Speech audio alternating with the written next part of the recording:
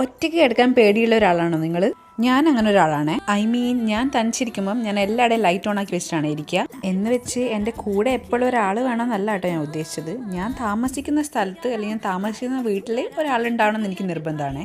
ഞാനിപ്പോൾ കുറച്ച് ദിവസമായിട്ട് ഇവിടെ ഒറ്റയ്ക്കാണ് താമസം. നമ്മളിങ്ങനെ ഒറ്റയ്ക്കാകുമ്പോഴാണല്ലോ പലപ്പോഴും നമുക്ക് പല റിയലൈസേഷൻ ഉണ്ടാവുക. എൻ്റെ വീടിൻ്റെ തൊട്ട് താഴത്തെ വീട്ടിലൊരു ചേച്ചി, പുള്ളിക്കാരി കല്യാണം കഴിച്ചിട്ടില്ലേ, അതുകൊണ്ട് തന്നെ പുള്ളിക്കാരൻ്റെ അനിയത്തിൻ്റെ മക്കളായിരുന്നു രാത്രി കൂട്ടുകിടക്കാൻ പോയിരുന്നത്. ഒരേ എന്തോ കാരണത്താൽ ആ ചേച്ചിമാർ രണ്ടുപേരും അവിടെ ഒന്നും താമസിക്കാൻ വന്നില്ല. ഈ കാര്യം ആള് എൻ്റെ അമ്മയടുത്ത് പറഞ്ഞപ്പോൾ അമ്മ പറഞ്ഞു, അതിനെന്താ എന്നെ കൊണ്ടുപോക്കുമെന്ന്. ഞാനുണ്ടോ ഇത് വല്ലതും അറിയുന്നു. ആ സമയത്ത് എനിക്ക് ഏകദേശം ഒരു 5-6 വയസ്സ് കാണുമായിരിക്കും. അമ്മ എന്നോട് പറഞ്ഞു, നീ ആളിൻ്റെ കൂടെ അവിടെ പോയി കുറച്ച് നേരം ഇരിക്കുക, അമ്മ രാത്രിയാകുമ്പോൾ വന്ന് പിക്ക് ചെയ്തോളാന്ന്. കാരണം അവർ രണ്ടുപേരും വിചാരിച്ച് കുറച്ച് സമയം ഇരുന്ന് കഴിഞ്ഞാൽ ഞാൻ അങ്ങ് കിടന്ന് ഉറങ്ങിപ്പോകുന്നു. ഞാനാരാ മോള്, എനിക്കെന്തോ അക്കടി മനസ്സിലായതുകൊണ്ടാന്ന് തോന്നുന്നു ഞാൻ ഉറങ്ങാതെ അമ്മയെ വെയിറ്റ് ചെയ്തിരുന്നു. അവസാനം ഒരു രക്ഷയില്ലാന്ന് കണ്ടപ്പോൾ ഈ ചേച്ചി എന്നെ വീട്ടിൽ കൊണ്ട് വിട്ടു കേട്ടോ. ചില സമയത്ത് എൻ്റെ ഈ വീരകഥ ഞാൻ എൻ്റെ ചേച്ചിയോട് പറഞ്ഞ് ചിരിക്കാറുണ്ട്. എന്നെ അന്ന് പറ്റിക്കാൻ പറ്റാത്തത് വലിയ ക്രെഡിറ്റ് ആയിട്ടായിരുന്നു കേട്ടോ ഞാൻ കണ്ടത്. പക്ഷെ ഇന്നത്തെ ആലോചിക്കുമ്പം ഒറ്റക്കായി പോയ ഒരാളുടെ നിസ്സഹായ അവസ്ഥയായിരുന്നില്ലേ അതെന്ന് എനിക്ക് തോന്നാറുണ്ട് കേട്ടോ. സോ ആ 5 വയസ്സുകാരിയെ ഇന്ന് എനിക്ക് കാണാൻ പറ്റിയിരുന്നെങ്കിൽ ഞാൻ അവളോട് പറഞ്ഞേനെ, സാരില്ല പോട്ടെ, ഇന്ന് നമുക്ക്